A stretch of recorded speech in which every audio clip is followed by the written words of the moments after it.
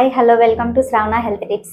ఈ రోజు మనం ప్రముఖ పీడియాట్రిక్ డాక్టర్ సునీల్ కుమార్ సార్ని కలిసి మనం పిల్లల గురించి ఎలాంటి జాగ్రత్తలు తీసుకోవాలో అడిగి తెలుసుకుందాం. నమస్తే సార్.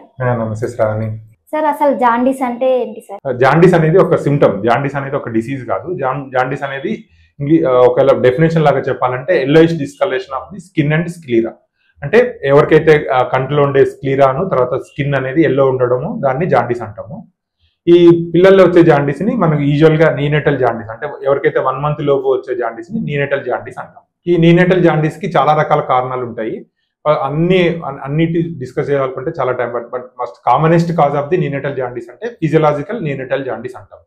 ఫిజియలాజికల్ అంటే ఇది ఒక జబ్బు కాదు, ఫిజియలాజికల్ గా వస్తుంది అనమాట. ఫిజియలాజికల్ గా ఎందుకు వస్తుంది అంటే యూజువల్ గా మనకి బేబీస్ కి పొట్టలో గర్భసంచిలో ఉన్నప్పుడు వాళ్ళకి ఉండే హిమోగ్లోబిన్ ఫీటల్ హిమోగ్లోబిన్ అంటాం అనమాట. సరే, ఎప్పుడైతే మనకి బొడ్డు తాడు కట్ చేసి బేబీని సపరేట్ చేస్తామో మదర్ నుంచి, అప్పుడు ఈ ఫీటల్ హిమోగ్లోబిన్ పర్సెంటేజ్ బాగా తగ్గిపోయి మామూలు అడల్ట్ హిమోగ్లోబిన్ లెవెల్స్ పెరుగుతాయి అనమాట. ఈ ప్రాసెస్ లో వాళ్ళకి ఆర్బీసీ అనేది అంటే రెడ్ బ్లడ్ సెల్స్ ఎర్ర రక్త కణాలన్నీ బాగా డిస్ట్రాయ్ అయిపోతాయి. ఈ ఎర్ర రక్త కణాలు డిస్ట్రాయ్ అయిపోయినప్పుడు ఆటోమేటిక్ గా సీరం బిలిరూబిన్ లెవెల్ అనేది బ్లడ్ లో ఎలివేట్ అవుతుంది. సో కానీ ఈ హై లోడ్ అనమాట, ఈ సీరం బిలిరూబిన్ అనేది మామూలుగా లివర్ తోనే ఎక్స్క్రీట్ అయిపోయి బ్లడ్ లో కలిసిపోతుంది. సో కానీ ఈ హై లెవెల్ ఆఫ్ ఆర్బీసీ అంటే రక్త కణాలు ఎక్కువ డిస్ట్రాయ్ అయిపోయి high level of serum bilirubin ఉన్నప్పుడు వాళ్ళకి ఆల్రెడీ ఉన్న బేబీస్ కి ఎవరికైతే ఉందో వాళ్ళకి లివర్ కాలేయం అనేది అంత నార్మల్ గా పనిచేసినప్పటికీ హై లోడ్ ని తట్టుకోలేదు అనమాట. సో ఎక్కువ ఫిల్టరేషన్ అబ్జార్ప్షన్ ఎక్కువ కాకుండా సీరం బిలిరూబిన్ లెవెల్ అనేది బాగా పెరిగిపోతుంది.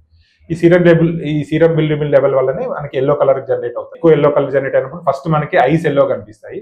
దాని తర్వాత ప్రోగ్రెస్ అయినప్పుడు ఫేస్, దాని తర్వాత నెక్ తర్వాత చెస్ట్ తర్వాత అబ్డమిన్ తర్వాత లాస్ట్ కి పాదాలు కూడా ఎల్లో కలర్ అవుతాయి. జాండీస్ నార్మల్ వాల్యూ ఎంత ఉండాలి సార్? ఇది చాలా గుడ్ క్వశ్చన్. ఈ నార్మల్ జాండీస్ అనేది మనకి ఇది చాలా కన్ఫ్యూజన్ ఉంటుంది పేరెంట్స్ లో కూడా. ఈ రోజు నార్మల్ ఉంది, రేపు నార్మల్, ఒకళ్ళు నార్మల్ చెప్తారు, ఒకళ్ళు అబ్నార్మల్ చెప్తారు, ఏంటి చాలా కన్ఫ్యూజన్ ఉంటుంది. సో ఫస్ట్ మనకి దీంట్లో క్లారిఫికేషన్ తీసుకుంటే ఈ జాండీస్ అనేది ఒక్కొక్క మనకి నార్మల్ లెవెల్ అనేది బేబీని బట్టి, బేబీ యొక్క వయసుని బట్టి, ఈ బేబీ యొక్క బరువుని బట్టి నిర్ధారిస్తాం అనమాట. ఫస్ట్ మన దీంట్లో ఫస్ట్ ఫిజియలాజికల్ జాండీస్ కి పాథలాజికల్ జాండీస్ కి డిఫరెన్షియేట్ అనేది ఈ లెవెల్ని బట్టి మనం డిసైడ్ చేస్తాం. ఎవరికైతే first day of the baby అంటే బేబీ పుట్టగానే ఎవరికైతే 5 grams ఆఫ్ సీరం బిలిరూబిన్ కన్నా ఎక్కువ ఉంటుందో అది మనకి పాథలాజికల్ జాండీస్. దీనికి కంపల్సరీ చికిత్స కానీ లేకపోతే ఫాలోఅప్ కానీ కంపల్సరీ అవసరం ఉంటుంది. ఇంకా సెకండ్ డే ఆఫ్ ది నుంచి మనకి డైలీ మనకి 2 to 3 grams వరకు పెరిగే అవకాశాలు ఉంటుంది. ఇది నార్మల్ బేబీ 2.5 to 3.5 పుట్టిన బేబీస్ కి. అదే ఎవరైతే 2.5 కన్నా బిలో పుట్టితే వాళ్ళ లెవెల్స్ అనేవి మనకి చార్ట్స్ ప్రకారము వాళ్ళకు ఉండే అసోసియేటెడ్ కండిషన్స్ ఉంటాయి. అంటే మదర్ కి కొంతమందికి పుట్టిన బేబీ వాళ్ళ మదర్ కి జాండీస్ ఉండడము, మదర్ యొక్క బ్లడ్ గ్రూప్, బేబీ యొక్క బ్లడ్ గ్రూప్ మిస్ మ్యాచ్ ని బట్టి, వీటన్నిటిని బట్టి మనం నార్మల్ లెవెల్ అనేది డిసైడ్ చేస్తాం. అంతేగాని ఈ రోజు అంటే డే 1 లో మనకి 5 ఉంది, డే 10 లో 15 ఉంది, అరే డే 1 లో అప్పుడు 5 ఉన్నప్పుడు నార్మల్ చెప్పారు బట్ 15 అన్నప్పుడు మళ్ళీ ఇదే లెవెల్ ని అబ్నార్మల్ అంటున్నారు అనే దానికి క్లారిఫికేషన్ కంపల్సరీ అవసరము. అది నార్మల్ లెవెల్ అనేది ఎప్పుడైనా కానీ clinically associated symptoms plus baby యొక్క ఏజ్, బ్లడ్ గ్రూప్, బేబీ యొక్క బరువు, వీటన్నిటిని బట్టి మనం డిసైడ్ చేయగలుగుతాం. అంతేగాని ల్యాబ్ లో ఇచ్చిన రిపోర్ట్ని బట్టి ఇది నార్మల్ అబ్నార్మల్ అనేది డిసైడ్ చేయడం చాలా కష్టం. అసలు జాండీస్ కి ట్రీట్మెంట్ ఏంటి సార్? ఈ జాండీస్ ట్రీట్మెంట్ గురించి ఆలోచిస్తే ఫస్ట్ మనకి కామనెస్ట్ కాజ్ వచ్చేసి మనం ఇందాక అనుకున్నట్టు ఫిజియలాజికల్ నీనేటల్ జాండీస్ అంటాము. ఇది ఏదైతే physiological process of the growth, baby mother నుంచి సపరేట్ చేయడము ప్లస్ ఫీటల్ హిమోగ్లోబిన్ అనేది అడల్ట్ హిమోగ్లోబిన్ లాగా మారడము, దానివల్ల వస్తుంది. దీనికి యూజువల్ గా మనకి చికిత్స అయితే అవసరం ఉండదు. ఈ బేబీ ఏజ్ పెరుగుతున్న కొద్ది దాని అంతదే అవసరం తగ్గిపోతుంది. బట్ కొన్ని కండిషన్స్ లో ఎగ్జాగ్జరేటెడ్ ఫిజియలాజికల్ నీనేటల్ జాండీస్ అంటాము. దీంట్లో ఏంటంటే మనకి నీనేటల్ జాండీస్ కన్నా కూడా ఎక్కువ లెవెల్స్ ఉంటాయి. యూజువల్గా 4వ రోజు కానీ 5వ రోజు కానీ ఇది ఎక్కువ బయటపడుతుంది. ఈ ఎగ్జాగ్జరేటెడ్ ఫిజియలాజికల్ జాండీస్, నీనేటల్ జాండీస్ ఉన్న వాళ్ళకి సింప్లెస్ట్ ట్రీట్మెంట్ అంటే ఫోటోథెరపీ. ఈ ఫోటోథెరపీలో ఏమవుతుందంటే మనకి ultraviolet certain wave length of ultraviolet race ఉంటాయి. అది బాడీ సర్ఫేస్ ఏరియాని ఎక్కువ కవర్ చేయడం వల్ల ఏదైతే సీరం బిలిరూబిన్ లో ఉండే దాన్ని ఫోటో ఐసోమరైజేషన్ వల్ల బ్లడ్ లో ఎక్స్క్రీట్ అయిపోయి వీరిన్లోంచి బయటకు వస్తుంది అనమాట. ఇది కామన్ గా జరిగే ట్రీట్మెంట్. ఇది కాకుండా మనకి పాథలాజికల్ జాండీస్ అంటే పాథలాజికల్ జాండీస్ లో ఫస్ట్ కామన్ వచ్చేసి ఏబిఓ ఇంకంపాటబిలిటీ, RH ఇంకంపాటబిలిటీ అని ఉంటాయి. ఏబిఓ ఇంకంపాటబిలిటీ అంటే ఏంటంటే మదర్ యొక్క బ్లడ్ గ్రూప్ O ఉంటుంది, బేబీ యొక్క బ్లడ్ గ్రూప్ ఏ కానీ బి కానీ ఉంటుంది. సో ఇట్లాంటి వాటి వల్ల ఏమవుతుందంటే మదర్ నుంచి కొన్ని యాంటీబాడీస్ ట్రాన్స్మిట్ అవుతాయి. ఈ ట్రాన్స్మిట్ అయిన యాంటీబాడీస్ బేబీ యొక్క ఎర్ర రక్త కణాలని ఎక్కువ డిశ్చార్జ్ చేస్తాయి అన్నమాట. సో ఈ డిశ్చార్జ్ చేసే ప్రాసెస్లో బేబీ యొక్క లివర్ కెపాసిటీ నుంచి సీరం బిలిరూబిన్ జనరేట్ అవుతుంది.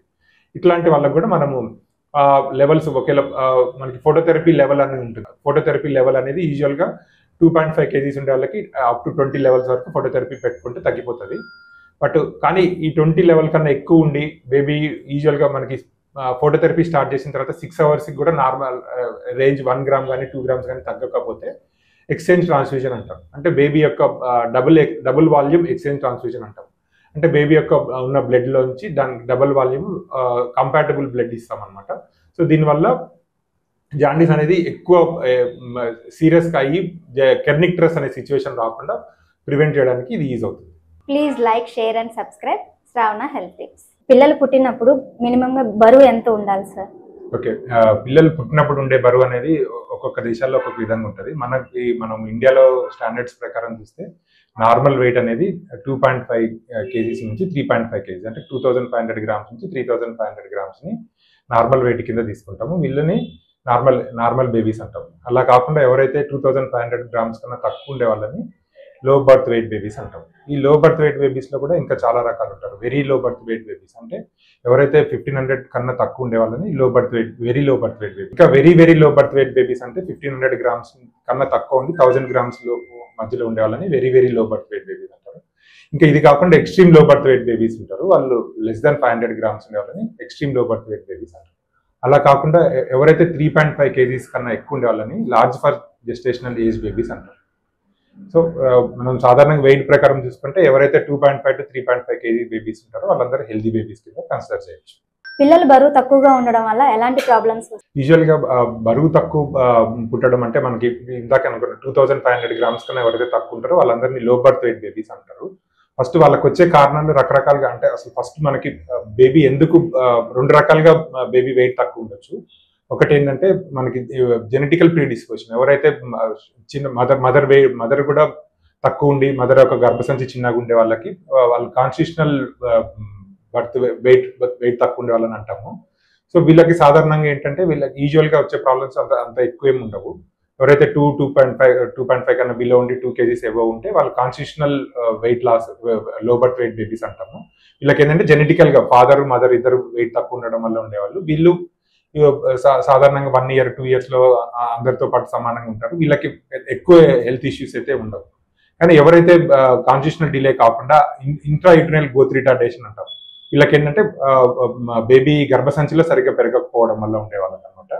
వీళ్ళల్లో కూడా వీళ్ళకి పుట్టంగానే మనం మామూలుగా ఎవరైతే 2.5 kgs ఉంటారో వాళ్ళు మనకు పుట్టిన తర్వాత వచ్చే అట్మాస్ఫియర్కి అంటే హీట్ తట్టుకోవడం కానీ, తర్వాత చలి తట్టుకోవడం కానీ, మిల్క్ తాగడం కానీ, ఇవన్నీ ఎవరైతే 2.5 kgs ఉండే వాళ్ళు వాళ్ళందరూ బాగా తట్టుకోగలుగుతారు.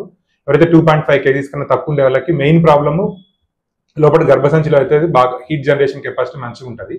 కానీ బయటికి ఒక్కసారి మన అట్మాస్ఫియర్కి వచ్చేటప్పటికి వాళ్ళకి బ్రౌన్ ఫ్యాట్ అనేది తక్కువ ఉండడం వల్ల హీట్ అనేది ఎక్కువ జనరేట్ చేసుకోలేరు. సో దానివల్ల ఇంకా వెయిట్ లాస్ రావడము.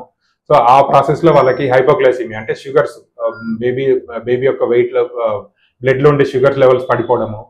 ఇంకా వాళ్ళకి ఆబ్వియస్ గా వెయిట్ తక్కువ ఉండే వాళ్ళకి పొట్ట చిన్నగా ఉంటుంది. పొట్ట చిన్నగా ఉండేసరికి వాళ్ళకి మిల్క్ కూడా ఎక్కువ తాగలేరు అన్నమాట. సో మామూలుగా సాధారణంగా ఉండే బేబీ 30 ml 40 ml తాగితే వీళ్ళు 10 ml 20 ml తాగుతారు. సో దీనివల్ల ఎవరైతే తక్కువ తాగడం వల్ల వాళ్ళకి షుగర్ తక్కువ కావడము, తర్వాత కొంచెం ఎక్కువ ఇచ్చినా కానీ రిపీటెడ్ గా వామిటింగ్ చేసుకోవడము, ఈ ప్రీడిస్పోజింగ్ కండిషన్స్ వల్ల వాళ్ళకి బ్లడ్ ఇన్ఫెక్షన్స్ కానీ, తర్వాత స్కిన్ ఇన్ఫెక్షన్స్ కానీ, వేరే ఏ రకమైన ఇన్ఫెక్షన్స్ వచ్చే ఛాన్సెస్ చాలా ఎక్కువ ఉంటాయి. ఇంకా నెక్స్ట్ జాండీస్, లో బర్త్ వెయిట్ బేబీస్ కి కామన్ గా నీనేటల్ జాండీస్ వచ్చే ఛాన్సెస్ చాలా ఎక్కువ ఉంటాయి.